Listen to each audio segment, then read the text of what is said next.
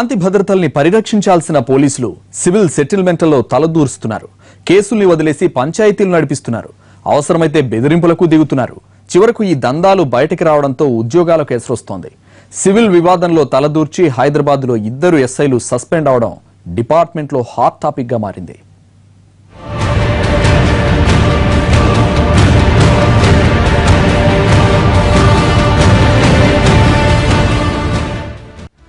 Civil వివాదంలో తలదూర్చి ఒకరిని చితక్కొట్టిన వ్యవహారంలో పహాడీ షరీఫ్, బాలనగర్ ఎస్ఐలు సైదులు, నర్సింగ్ రాథోడ్లను సస్పెండ్ చేశారు రాచకొండ పోలీస్ కమిషనర్ మహేష్ భగవత్.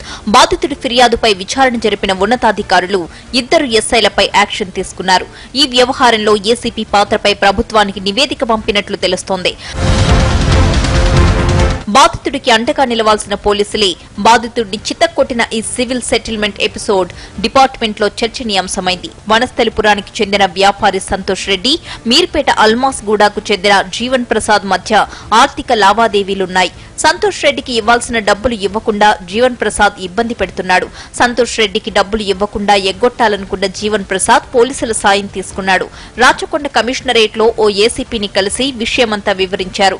అయితే పోలీసులు బాధితుడి పక్షాన ఉండాలి కానీ ఈ సివిల్ సెటిల్మెంట్ లో పోలీసులు జీవన్ ప్రసాద్ వైపే నిలిచారు. అతడి తరపున వకాల్తా పుచ్చుకుని సంతోష్ రెడ్డిని సెటిల్మెంట్ కు పిలిచారు. ఈ సెటిల్మెంట్ కు సదరు ఏసీపీతో పాటు పహాడీ షరీఫ్ ఎస్ఐ సైదులు, బాలపూర్ ఎస్ఐ నర్సింగులు కూడా వచ్చారు. కాళ్లు చేతులు కట్టేసి ఖాకీ మార్క్ కోటింగ్ ఇచ్చారు. బాగా పట్టుకుంటా చెప్పినట్టు ఎదుర్కొంటే మీరు వేరే గీతాలు ఏదైనా ఎదిగిస్తాను. నేను చెప్పినట్టు చేసుకోండి. నేను చెప్పినట్టు వినాలి. నేను ఇంకోసారి జీవన్ ప్రసాద్ దగ్గర రావద్దు. నేను చెప్పినట్టు వినాలని చెప్పి బాగా కొట్టేశారు. ఎవరు కొట్టారు? ఏసీ రామనాయక్ గారు కొట్టారు. వచ్చిన 2 కూడా కొట్టారు. సెటిల్మెంట్ చేసుకోండి. నేను చెప్పినట్టు ఇలాంటి లేకపోతే వేరే కేసు ఎదిగిస్తాం. దేంట్లో నీకు మీ మీకు సపోర్ట్ చేస్తున్నా వాళ్ళకి మీ దోపడి నేను ఎమ్మడి అందరం సపోర్ట్ చేస్తామని చెప్పి పోలీసులు సంతోష్ రెడ్డిని కొడుతుండగా జీవన్ ప్రసాద్ వీడియో తీశాడు. ఆ తరువాత అందరికీ ఆ వీడియో చూపించి తన జోలికొస్తే ఇలాగే ఉంటుందని హెచ్చరించాడు.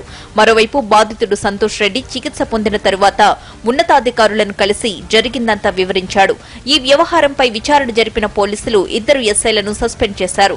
ఏసీపీ పాత్రపై అంతర్గత విచారణ కొనసాగుతోంది. బాధితులకు అండగా నిలవాల్సిన పోలీసులే ఇలా వ్యవహరించడం డిపార్ట్మెంట్ పరువు తీస్తోంది. అయినా శాంతి భద్రతలను పరిష్కరించాల్సిన పోలీసులు ఇలా సివిల్ సెటిల్మెంట్ లో తలదూర్చడమేమిటో డిపార్ట్మెంట్ పెద్దలకే తెలియాలి.